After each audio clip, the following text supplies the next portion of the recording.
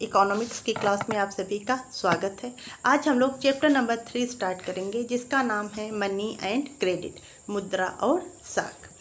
Money की बात करते हैं। The term money has been derived from the Latin word Moneta. Moneta is the another name of goddess Juno in country Rome. Rome देश में देवी Juno का मंदिर है। जूनो का एक दूसरा नाम है मोनेटा। मोनेटा देवी के मंदिर में पहली बार सिक्कों की ढलाई का काम किया गया था और वहीं से शब्द प्रचलित हो गया मनी, मोनेटा के नाम पर मनी। और मनी को हम हिंदी में कहते हैं मुद्रा।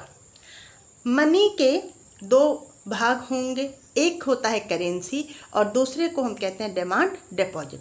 करेंसी वो है जो कॉइन के रूप में या नोट के रूप में हमारी पॉकेट में है, और डिमांड डिपॉजिट क्या है, जो हम बैंक में जमा करते हैं। जो हमारी बचतें होती हैं वो हम बैंक में जमा करते हैं और अपनी आवश्यकता अनुसार उन्हें निकालते हैं।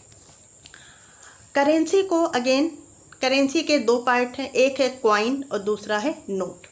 सिक्कों की ढलाई का काम हमारे देश में भारत सरकार का वित्त मंत्रालय करता है।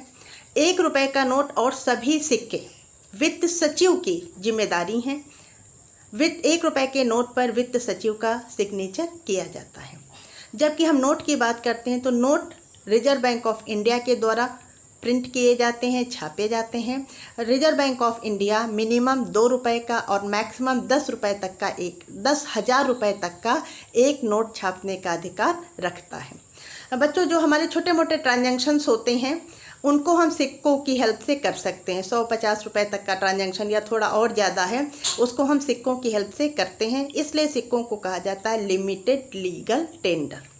जो बड़े बड़े ट्रांजैक्शंस होते हैं, जो हज़ारों में लाखों में होते हैं, उनको हम सिक्कों से नहीं करेंगे बल्कि उसको नोट की हेल्प से किया जाता है। इसलिए नोट को कहते हैं अनलिमिटेड लीगल टेंडर। मनी को लीगल टेंडर कहते हैं क्योंकि इसको वैधानिक मान्यता प्राप्त है।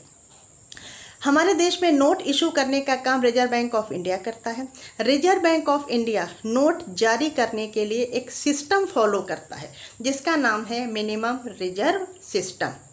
हमारे देश में 1957 से ये सिस्टम लागू है।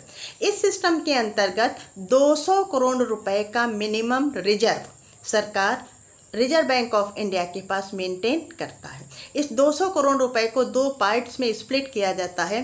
पहले पार्ट में 115 करोड़ रुपए का गोल्ड और दूसरे पार्ट में 85 करोड़ रुपीज़ की सरकारी प्रतिभूतियाँ, गवर्नमेंट सिक्योरिटीज शामिल की जाती हैं। यानी 115 करोड़ रुपए में जितने क्विंटल या जितने किलोग्राम सोना मिल सकता है उतना सोना खरीद लिया जाएगा और 85 करोड़ रुपए की सरकारी प्रतिभूतियाँ डिपॉजिट की जाएंगी। इसके बाद सरकार को जितनी भी करेंसी की आवश्यकता होगी रिजर्व बैंक ऑफ इंडिया उसे प्रिंट करके गवर्नमेंट को दे देता है। बच्चों, नोट छापने के लिए 4 प्रेस हैं। उनमें से 2 भारत सरकार के अंतर्गत काम करते हैं जबकि 2 रिजर्व बैंक ऑफ इंडिया के कंट्रोल में काम करते हैं। भारत सरकार का एक प्रेस नासिक में है तो दूसरा देवास में। भारतीय रिजर्व बैंक नोट मुद्रण प्राइवेट लिमिटेड के 2 प्रेस हैं, एक मैसूर में और दूसरा सालबोनी में है, जो कि पश्चिम बंगाल में स्थित है। इसी प्रकार से सिक्कों की ढलाई करने के लिए भी 4 मिंट हैं। गवर्नमेंट इंडिया मिंट मुंबई, दूसरा कोलकाता, तीसरा हैदराबाद और चौथा नोएडा में है। बच्चों, मनी को दो रूपों में एक्सप्लेन करते हैं। एक होता है मनी वैल्यू ऑफ मनी और दूसरा होता है commodity value of money. Money value of money, हमने 100 रुपए का एक नोट लिया, उसके ऊपर अगर लिखा हुआ है 100 रुपए तो ये 100 रुपए क्या कहलाएगा, money value of money.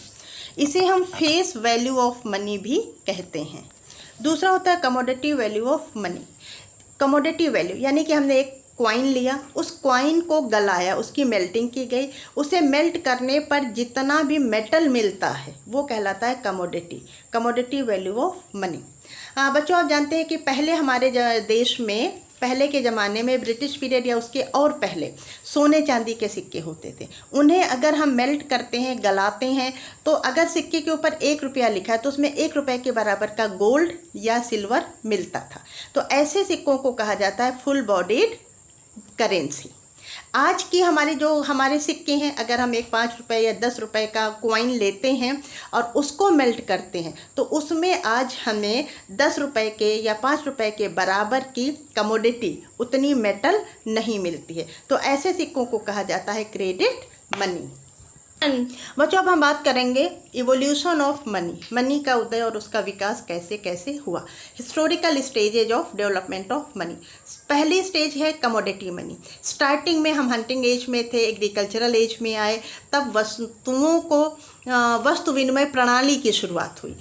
Hunting as में जानवरों को, एग्रीकल्चरल एज में फूड ग्रेन्स को हमने as a medium of exchange use किया। उसके बाद धातुओं के युग में प्रवेश करते हैं और मेटल्स को हमने as a medium of exchange use किया। फिर थोड़ा और डेवलपमेंट हुआ और हम लोगों ने सिक्कों की ढलाई का काम शुरू कर दिया और प्रॉपर सिक्के हमारे सामने आए।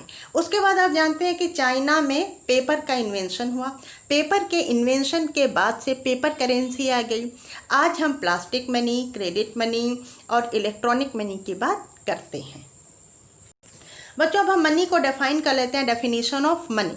Money can be defined as anything that is generally accepted as a means of exchange and at the same time acts as a measure and store of value. यानी कि मनी क्या है? कोई भी ऐसी चीज़ जिसमें जो जनरली एक्सेप्टेड हो, जो सामान्य रूप से आम जनता के द्वारा लेन देन में स्वीकार की जाए। बच्चों, चैप्टर का जो दूसरा टर्म था वो था क्रेडिट। तो अब हम लोग बात करते हैं क्रेडिट क्या होता है। Credit is an arrangement in which lender supplies money और goods at present with the promise of its payment in future by the borrower. यानी कि दो लोग हैं, एक लेंडर है, दूसरा बोरोवर है। एक उधार लेने वाला है, एक उधार देने वाला है। आज करंट पीरियड में, वर्तमान समय में लेन देन किया गया। जो उधार देने वाला था उसने कुछ वस्तुएं या पैसा दूसरे व्यक्ति को उधार दिया, इस प्रॉमिस के साथ कि फ्यूचर में वो उसका पेमेंट कर देगा। और फ्यूचर में जब वह व्यक्ति उसका पेमेंट कर देता है तब क्रेडिट कार्य पूर्ण माना जाता है। क्रेडिट का मतलब हुआ एक तरीके से उधार। ओके बच्चों, थैंक यू।